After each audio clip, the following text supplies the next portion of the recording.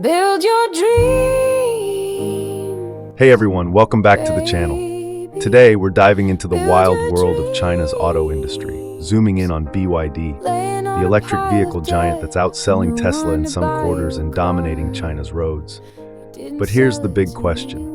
Is BYD the unstoppable force it seems, or is there a hidden risk bubbling under the hood?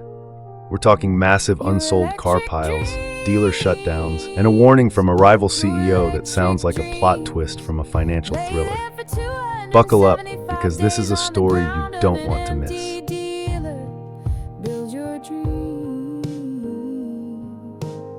Let's start with BYD. This company's on fire. 4.27 million cars sold globally in 2024, up 41% from the year before. It's China's top EV maker, with a 34% share of the new energy vehicle market, and it's even building factories in places like Hungary and Thailand to go global.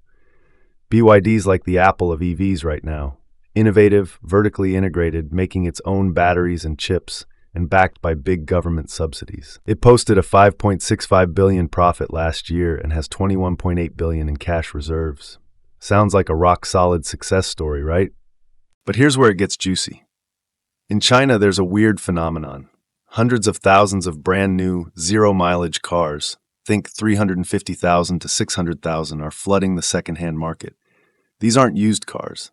They're fresh off the lot but sold as used at steep discounts. Why?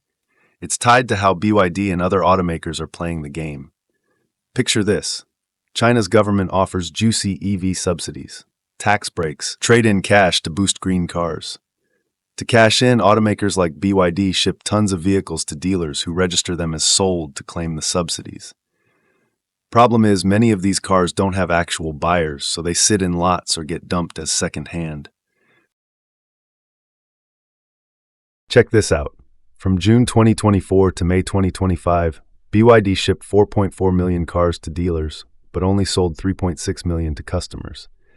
That's an 806,742 car gap. 18% of its production just sitting there. It's like a bakery making 1,000 loaves of bread but only selling 800, then telling the shop to pay for the extras up front. Dealers have to prepay for these cars, borrowing cash to cover them, hoping they'll sell.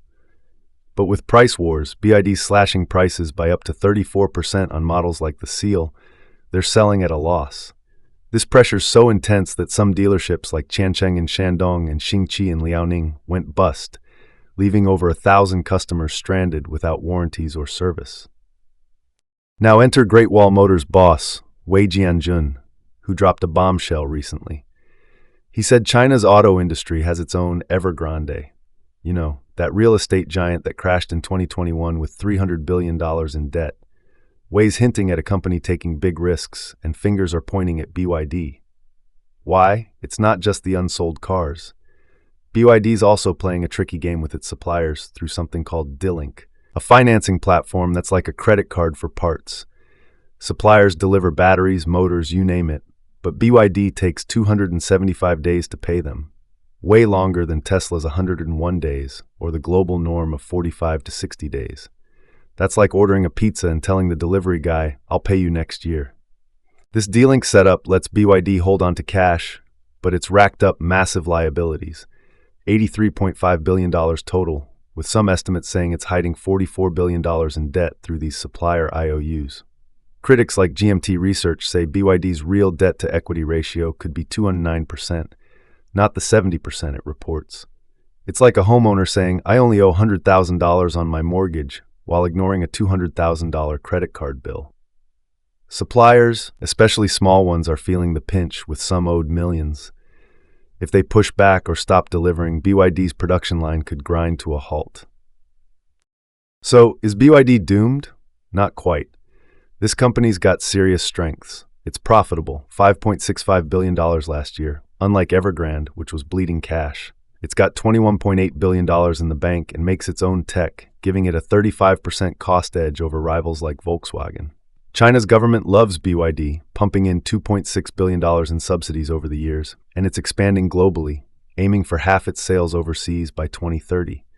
But here's the catch. Europe's slapping 17% tariffs on Chinese EVs, and there's grumbling about BYD's quality abroad. Plus, those subsidies fueling overproduction, they could dry up, leaving BYD with a mountain of unsold cars. Let's look at history for a reality check. Evergrande crashed because it hid debt and overbuilt apartments nobody bought. Sound familiar?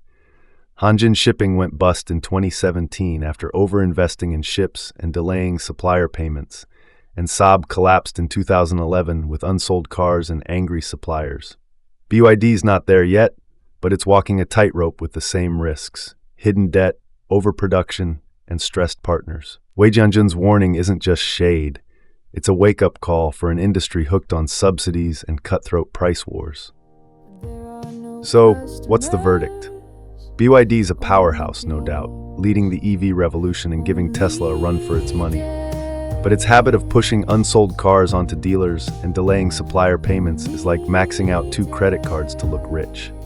The 800,000 car gap, zero mileage flood, and dealer shutdowns are red flags. If subsidies vanish or suppliers and dealers push back, even BYD's $21.8 billion piggy bank might not be enough. China's auto industry is a high-stakes game, and BYD's leading the pack, but it's got to play smarter to avoid a crash. What do you think? Can BYD keep its crown, or is it headed for trouble?